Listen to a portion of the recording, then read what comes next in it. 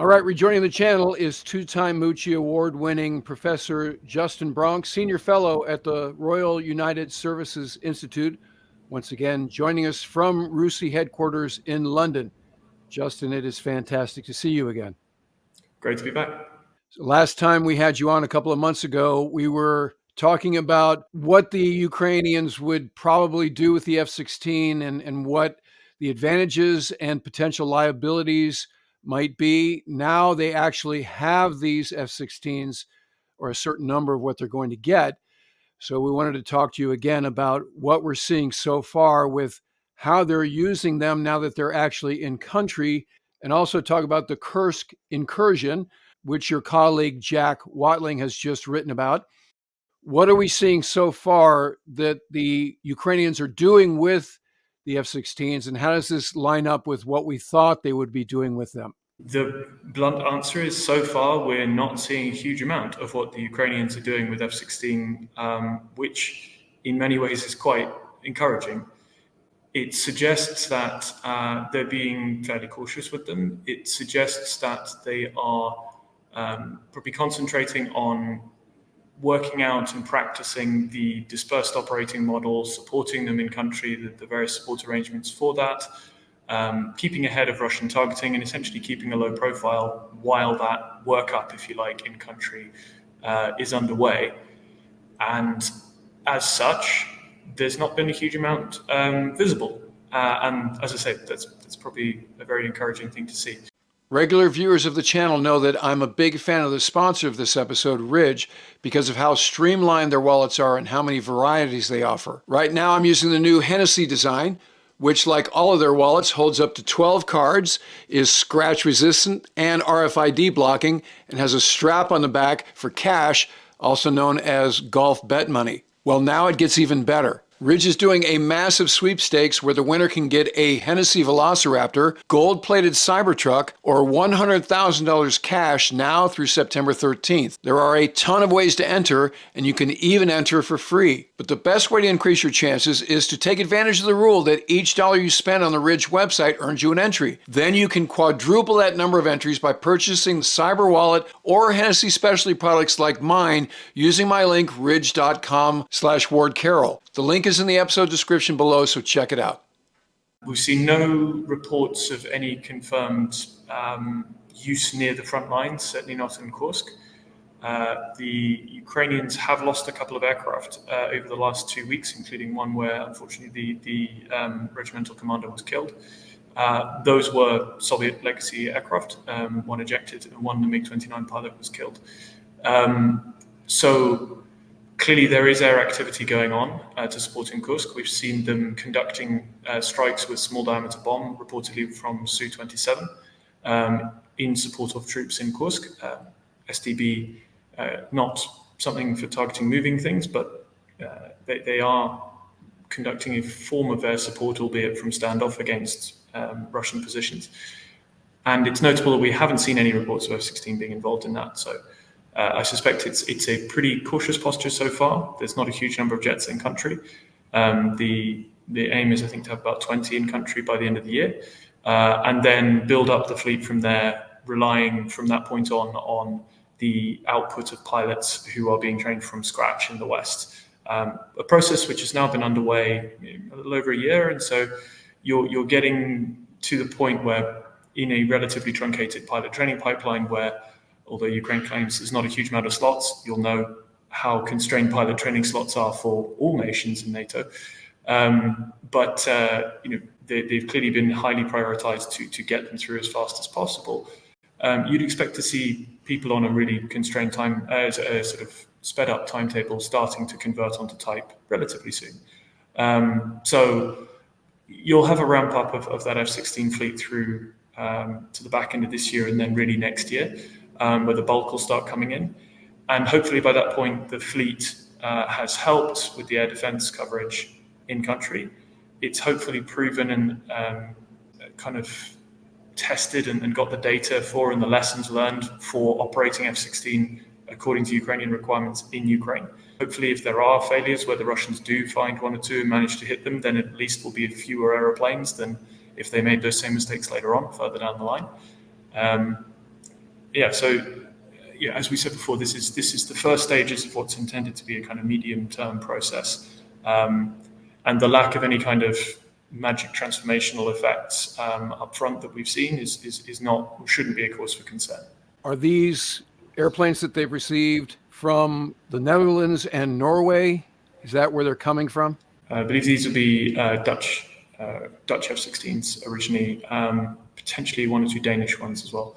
And so these will be AB model MLU midlife updates with the APG-66V2 radar, bringing it up broadly to an APG-68, which would be the US F-16CD standard radar.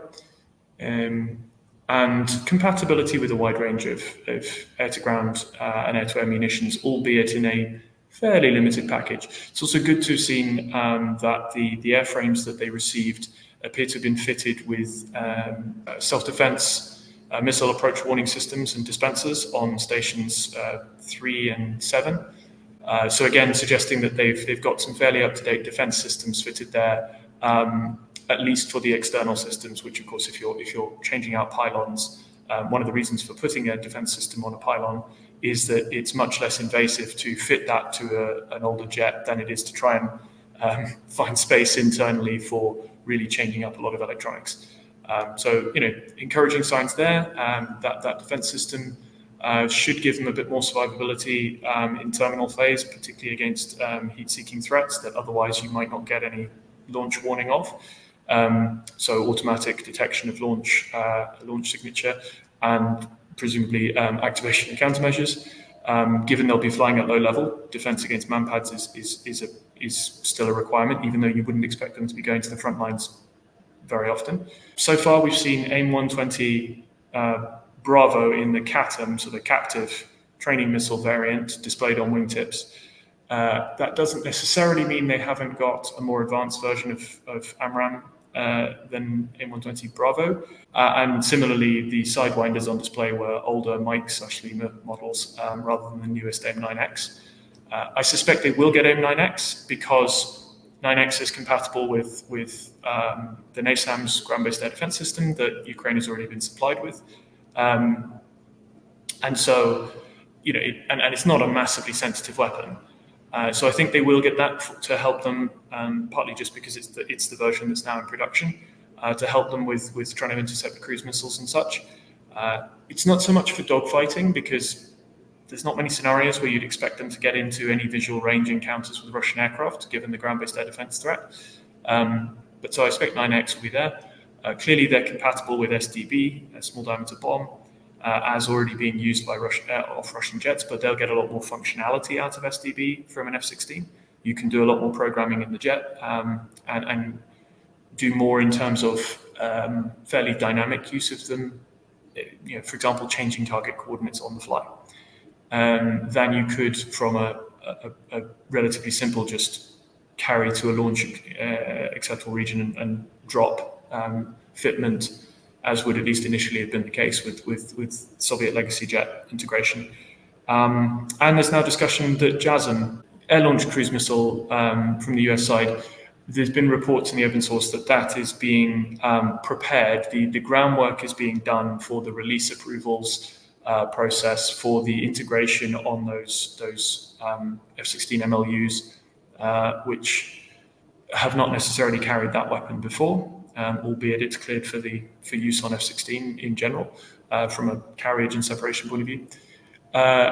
Essentially in preparation so that if the US administration makes the decision to release JASM to the Ukrainian Air Force, that the kind of legwork and delays that would be required to do in terms of integration and transfer authorities have already been done. So that's kind of an encouraging sign.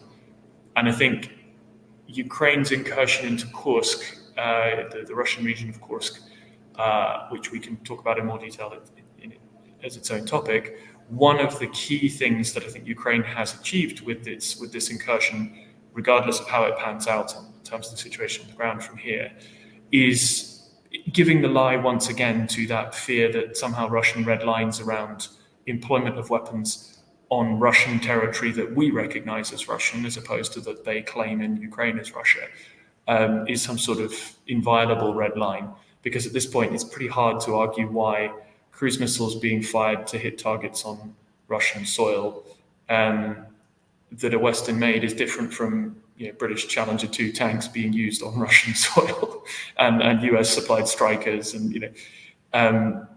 so I think that's probably one of the key reasons Ukraine has gone for this incursion without informing partners first, from what Zelensky has claimed, to kind of give the lie to this big Russian line that's an absolute red line, that there'll be some sort of Armageddon if anything inside Russia itself is touched by Western weapons. You've now got a ground invasion holding parts of Russia with Western equipment, and the response from Russia has actually been very, very, very limited. They haven't even moved large numbers of troops away from Donbass. They're just seemingly kind of taking it slow, trying to slow the Ukrainians down with essentially second-tier troops and taking a we'll deal with it later approach. You've warned us from the outset not to view the arrival of F-16s as some sort of silver bullet.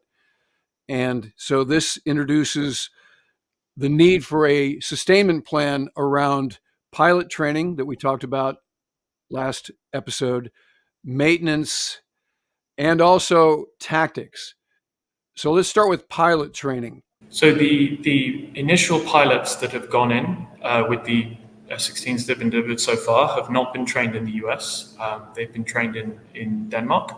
There's also training of ab initio pilots, so from scratch, from basic flying training up, in the UK, in France, and in a few other countries, which the aim is then for them to convert onto F-16, probably in Romania, where there is a F-16 sustainment hub and training hub, which has been being set up partly to help the Romanians transition fully across to F-16 themselves. They've been operating it for a little while, but they're transitioning across from the remainder of their MiG-21 fleet. And so they need to train up new pilots on F-16. Along with, I think the Bulgarians are also buying F-16V, so the Block 70, as an urgent requirement to replace their MiG-29s because the sanctions in place on Russia go both ways in some ways. Clearly, it's very difficult now for a NATO member, Bulgaria being the last NATO member that still relies on MiG-29 for its fighter fleet. It's very difficult for them to maintain those aircraft because the manufacturer is now in a hostile country. So they need to transition to F-16 as a matter of urgency. And so again, that Romanian training pipeline was already being set up to have significantly more capacity than Romania itself requires to help the Bulgarians transition as well. And then so a bunch of the Ukrainian new pilots who are coming out of basic flying training will then transition onto F-16 in Europe, as well as the program in the States. For I believe 12 places is what's been discussed.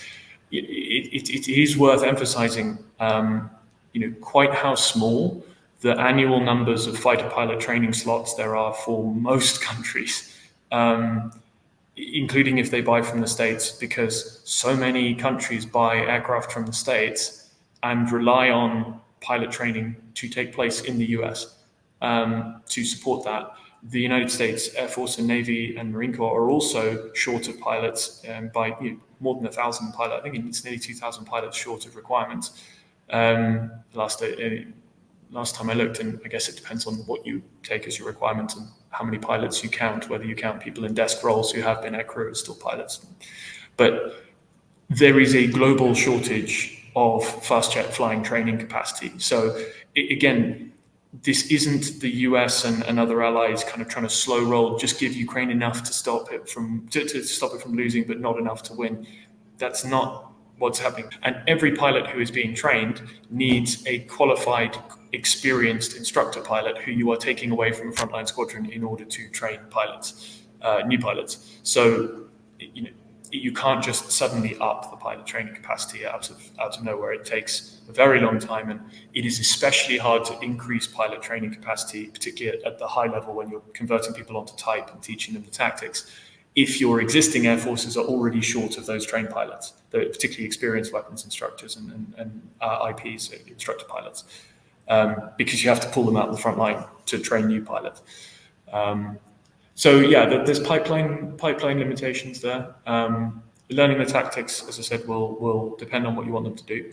For air defense tasks internally, going after cruise missiles, Shaheeds, providing a bit of defense in depth as a backup for the ground-based air defenses, they can probably deal with that as they're currently set up in terms of the current support pipelines. If you're looking for more the ability to go and hunt Russian aircraft, glide bomb launches, for example, inside a combined surface and air-based threat missile engagement zone, with all the different supporting elements and capabilities that you would need, both your own weapons that you're carrying as a formation and potentially ground-based assets and other things like EW. That level of complexity of tactics, you're going to need people who are four-ship leads and ideally weapons instructor equivalent. That will take a lot longer to generate and will have to be a long-term program. I think the FMS sale notification that came out a couple of months ago from the US administration is interesting for F-16 armament, in the sense that the way it was phrased was that all the output for essentially air-to-air and surface-to-air missile output is going to Ukraine rather than other FMS customers for the foreseeable future until their needs are met for their air defense. And given that the least capable, least sensitive version of AMRAAM that is still in production is the C8, which is pretty capable, that wording, at least on the face of it, would suggest that at some point Ukraine will get AIM-120 C8, which is a very significant step up in terms of effective range and jamming resistance and all sorts of things compared to the Bravo models that we know that they have at the moment. And so it's possible that there will be some sort of backfilling arrangement that C8 production will go to allies who currently have C3 or C5, and then they'll backfill through to Ukraine. But at least the way that's worded, it would suggest that over time, Ukraine's F-16s will get more effective long-range air-to-air missiles to give them a better shot at potentially doing some stuff against Russian aircraft near the front lines in areas where the ground-based air defense has been suppressed and or destroyed. In that context, it is interesting to look at the Ukrainian long-range strike campaign, which has had a number of successes over the past month and a half. They've continued to hit a number of Russian air bases, including some that are really a very long way from Ukraine, using modified, mostly kind of light aircraft type, or ultralight type platforms, modified to be propeller-powered one-way cruise missiles. And because Ukraine has been working on increasing production capacity of these things for 2 years now, they're at a point where they can produce quite a lot of these each month.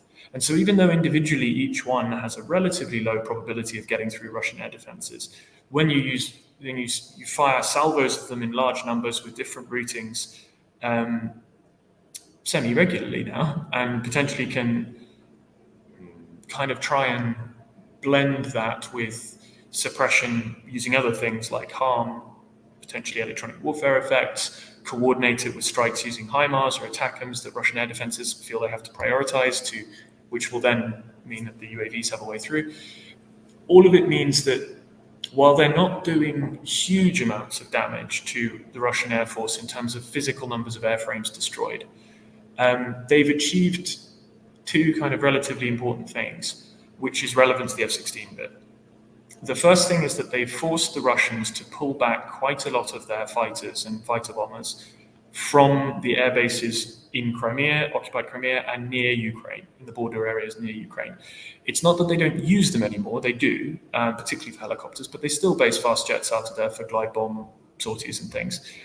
But they don't base whole regiments there anymore. So you see significantly fewer Russian fast jets deployed forward at any given time, because the risk is that if you put lots of them there, they will be hit with potentially ATACMS, particularly in Crimea, but potentially elsewhere if the permissions change. But also these UAVs, and they only have to get lucky once if there's lots of aeroplanes there. Actually, a couple going up with fuel and potentially their munitions stored can cause a great deal of damage to other aircraft on the line. So what you see is a reduction in Russian sortie rate to the frontline areas, because a lot of those sorties are having to come from significantly further back. But you also see the Russians facing this dilemma where either they completely pull stuff back from those frontline bases, or they have to devote more air defense resources to putting layered defense at those bases. And if they pull that layered air defense coverage to those bases, then it's not sitting on the front lines. Russia does have enough that you will still have air defense coverage on the front lines, but it means less layered capacity, less dense defenses on the front lines, and gives more potential freedom to have suppressive effects, get more UAVs through to other targets, and potentially operate aircraft with slightly lower risk relatively near. And the other thing that we've seen with the long-range strikes is this continued campaign against oil refineries. Russia, of course, massively economically dependent on oil and gas extractions. It's about 40% of the Russian economy, I think, certainly of government revenue. And that means that there's an enormous number of refineries and pumping stations and storage tanks and that sort of stuff all over Russia. So from an air defense point of view, if you're facing this constant dribble of attacks, each individual one of which isn't catastrophic, but they're expensive, the damage they do, and it's politically damaging, there's an almost infinite, not quite infinite, but a very large number of targets that Russia feels it now needs to try and defend with finite air defense assets. So this long-range UAV strike campaign is important. It's forcing the Russians to more widely disperse their ground-based air defense coverage. And they've had a few notable successes with using both loitering munition type UAVs, FPVs, and particularly ATACMS against, in directly targeting Russian long-range air defenses. So there is clearly a strategy in play, and over time, you might see F-16 getting a bit more freedom to operate a bit closer to the front lines in specific sort of windows of space and time, if the current trend is supplied and able to continue. Another thing you brought up last time was the difference between MiG-29 and F-16, because some people would go, these are combat veteran pilots. How hard can it be? They bring a load of experience that even the instructors teaching them don't have. I would refer viewers to the last episode where you went in detail about the difference between those two platforms and to why this is not that easy. The goal here to change the calculus, as we're talking about what's going to be the game changer, and this folly of viewing the F-16 as a silver bullet, is air superiority, whether it's local or writ large. And even 79 airframes is not going to be enough. That's basically 4 or 5 squadrons if you use the U.S. Air Force multiple of a squadron. So 4 squadrons of U.S. Air Force airplanes could not hold back the Russian Air Force or the Russian military. So how would we expect that 4 squadrons are going to do it in Ukraine? But as you've said, to get a division lead, to get a mission commander, somebody who's able to do both defense in depth, air to air, but also integrated air campaign with a ground movement, meaning close air support, suppression of enemy air defenses, all the things that we're talking about that is going to be required to change the game. Because right now, the reason we have trench warfare is because nobody has air superiority. And basically the ground order of battle, the ground-based air defenses, we have a parity that's keeping anybody from, in the Ukrainians' case, taking back the Donbass, in the Russians' case, having an incursion beyond what they've done for the last basically 2 years. Yeah, and I think it's worth just emphasizing that the goal, at least for the foreseeable, with F-16 and with ground-based air defenses in Ukraine, is not to gain air superiority. It's to prevent the Russians gaining air superiority. Because if you look at, as you say, the limitations around what, call it a fleet of 70, 75, 78, 79 F-16s, ultimately by maybe late next year, could do, it's pretty limited in terms of impact unless they can really roll back those air defenses. But remember, Russia has a fleet of somewhere in the region of 350 genuinely modern, genuinely capable fast jets. that are individually at a technical level significantly more capable than F-16 in most metrics, and an enormous munitions arsenal of various kinds. Yes, there are limitations on some key areas, but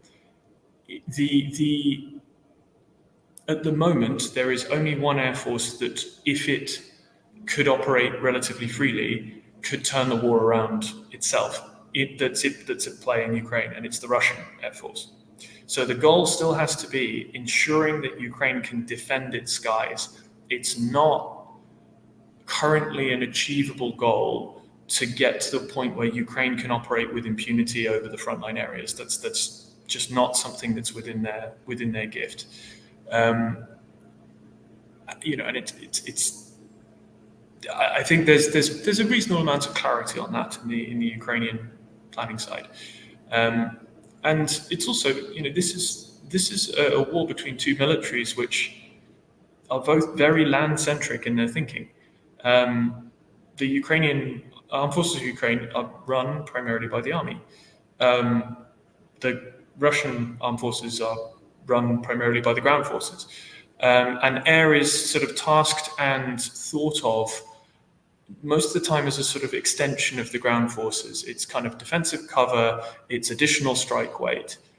But they don't necessarily look at air power as the key to enabling maneuver, the main destructive power behind a campaign, the way that we do and have done since air-land battle and arguably before. The strategy currently is don't lose. Is that a fair statement? Yes, and also in terms of, so I think with the strategy as we see it, particularly as evidenced by the Kursk incursion and the long-range strike campaign, is impose cost on the Russians and challenge the narrative, particularly in Europe and the US, but also domestically in Ukraine and in Russia, that essentially Ukraine's just kind of managing decline in terms of its position. Because if they're slowly being chipped away in the Donbass, which they continue to be in terms of very slowly losing ground, particularly around Chasiv Yar and Pokrovsk, it doesn't really matter in the broad scheme of things for the narrative and also arguably for strategic calculi if they're causing 3-4 times more casualties on the Russians than they're taking themselves, because at this point it's priced into everybody's understanding that the Russians can just keep taking those casualties because the leadership does not care. And they do have enough manpower. I mean, they continue to mobilize about 130,000 troops every 6 months, as they did before the war, as they continue to do.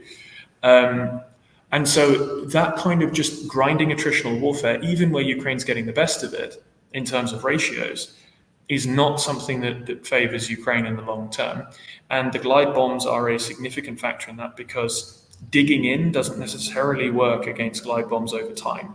If the Russians are able to lob enough of them, particularly the heavier 1,500 and even 3,000 kilogram weapons, you don't have to be very close to one of those going off, even in a decently dug trench, to potentially lose a lot of people through blast injuries and concussion. Trying to hold these heavily fortified lines as the backbone of Ukraine's strategy, I think was seen as not necessarily a winning formula over time, and certainly not sufficient to manage the narrative expectation that there is a way to victory, or something that is acceptable. And so what we see with the incursion into Kursk was first and foremost a strong play to radically change the narratives. And I think it's fair to say that it's succeeded beyond expectations in that way, because it has shown that Ukraine is quite good at maneuver warfare when it doesn't have to fight through kilometers deep lines of extremely heavily fortified defense lines with minefields in front of them. It's shown that Ukraine can, when it's not these grinding set pieces up against Russian defenses or Ukrainian defenses, it's shown that Ukraine can still outfight the Russians. They can still really get a very, very good showing when the Russians are forced to react in a way that they don't expect, in a place that they don't expect. And it's, also fundamentally just a hugely emotively important change to have Ukraine fighting on Russian soil instead of on Ukrainian soil, both for Russians and for Ukrainians. I mean, it's really changed the national mood in Ukraine. It's greatly helped morale. In terms of what the strategy is beyond that, looking at the way that they're currently dropping bridges in Russia and potentially digging in Kursk, I think the most likely interpretation of that strategy is that they're trying to hold the area that they've taken until the winter makes it much harder for the Russians to maneuver, so that they can hold at least a significant chunk of what they've currently got as Russian territory under Ukrainian control until after the US elections. Because they need a hedge. Because if Donald Trump does become the next president, if he gets back into office, that essentially means cutting Ukraine off from support and telling the Russians, with tough guy language, but the Russians at that point aren't stupid. They're not going to give any concessions because they see it for what it is. That's just Ukraine's main backer giving up and saying, right, okay, enough. So Ukraine would be in a desperately weak position at that point, and so would probably have to trade off almost all of Donetsk, Luhansk, Kherson and Zaporizhia, most of which in Kherson and Zaporizhia they hold currently. But also they probably have to trade away almost all the defense lines they currently have, which would leave them hugely vulnerable to the Russians just reopening the war and just driving on through in a few months down the line. If they've got Russian territory, on the other hand, there's something they can trade. And something which is a long-term, as a supposedly public agreement, Putin probably can't leave on the table under Ukrainian control. So at least now, if they hold what they've got until essentially January or November, if Trump doesn't get in, then that danger recedes to some degree. They've basically got a bargaining chip for the first time in a while in any sort of negotiation on territory for some sort of ceasefire line. And that's a very different position to what they were in before this incursion. There is a cost to all of this. So the first and most obvious cost is that Ukraine was pretty short of trained personnel and reserves before the incursion. They've had to put in what probably constituted their reserve, but also move units strip units and people from elsewhere on the front lines where they were already under strength and struggling to hold.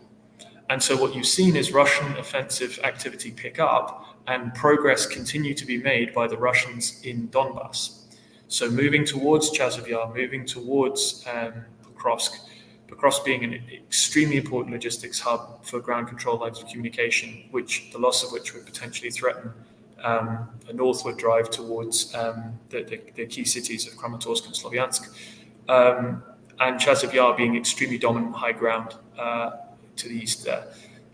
So, at the moment, the Russians haven't necessarily taken the bait in terms of moving high-end units away from the Donbass. They're continuing to push, and Ukraine is less able to defend there than it was before already as a result of having allocated units to Kursk. But also,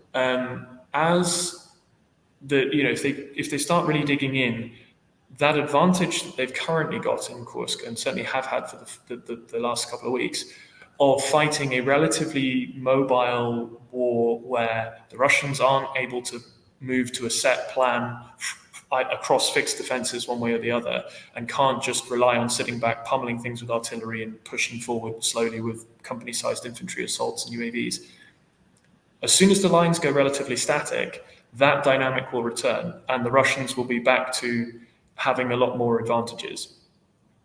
And at that point, the Ukrainians are then on an extended front line compared to what they were trying to defend before, in territory that they now have to keep supplied with a not necessarily friendly population, in defenses that they've had to put up relatively quickly, and where they're surrounded essentially on three sides. I mean, it's a giant salient, composed in many ways of smaller salients. So it could be really quite difficult to defend as well.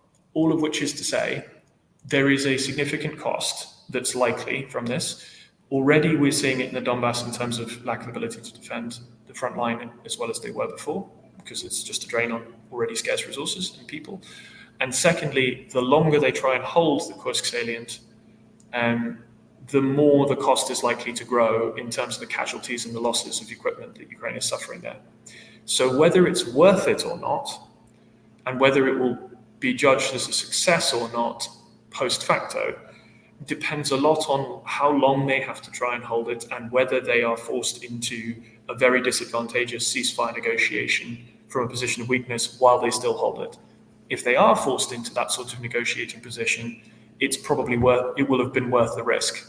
But it's essentially, if they're not, it will have been a very expensive hedging strategy, forced on them by concern over lack of long-term support,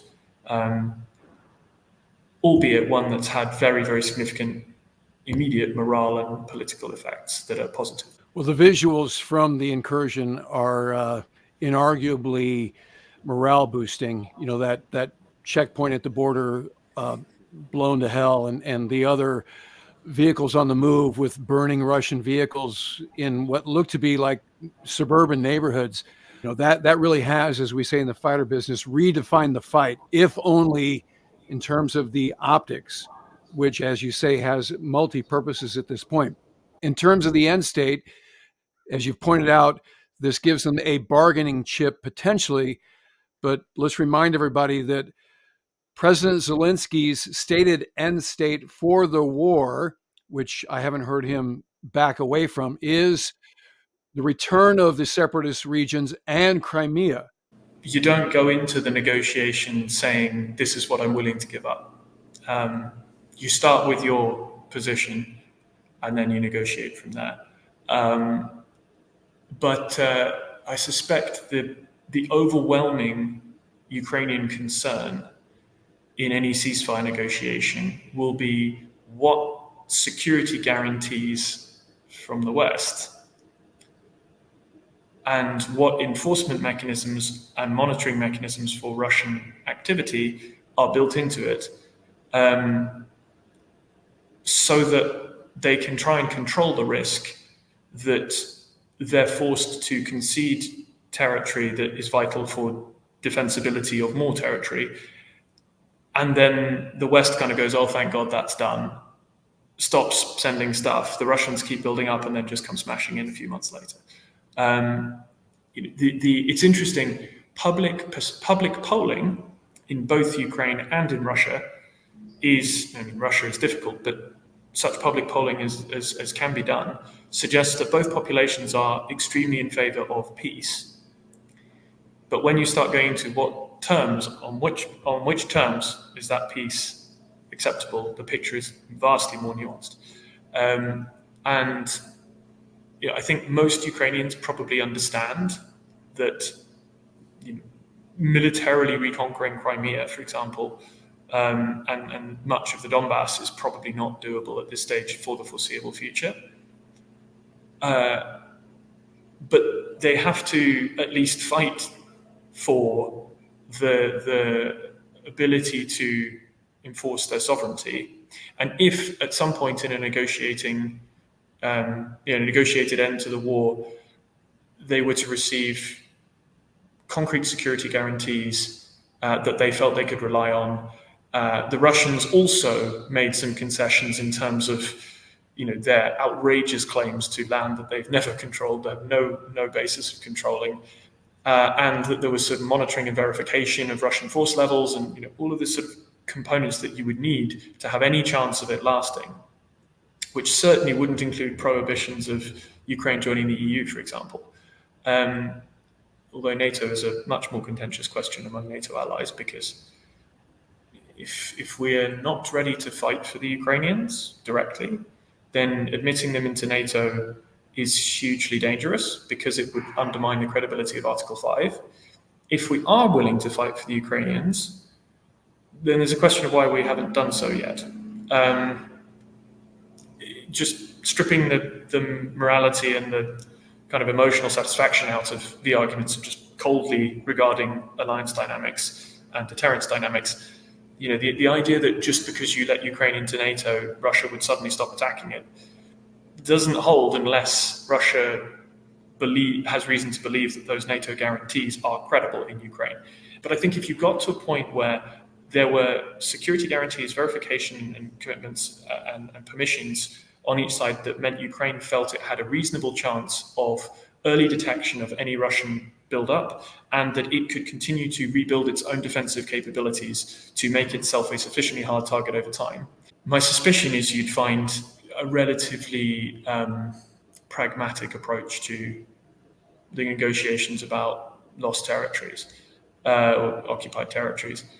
It would depend on the circumstances as ever. But I don't think one should listen to, the official stated Ukrainian position of it's about full legal territorial integrity of Ukraine, including Crimea, and that's the only end state. I don't think you should necessarily take that as cast iron, devoid of any other context, any more than we should take, Putin's latest statement through Lavrov today or yesterday that Russia has no interest in any negotiations of any kind now that Ukraine has gone into Kursk as cast iron. There's always posturing in diplomacy, and as I said, any negotiation starts with your position, and then you make mutual concessions and negotiate from there. You don't go into it going, well, this is what I'm willing to give up, but no more, because you'll get absolutely stomped if that's your position. Professor Justin Bronk, brilliant insight as always. Thank you for joining us today, and I hope our paths cross in real life before too long. All right, that'll do it for this episode. If you're not already a subscriber, become one so you don't miss anything going forward. And in the meantime, I look forward to talking to you again very soon.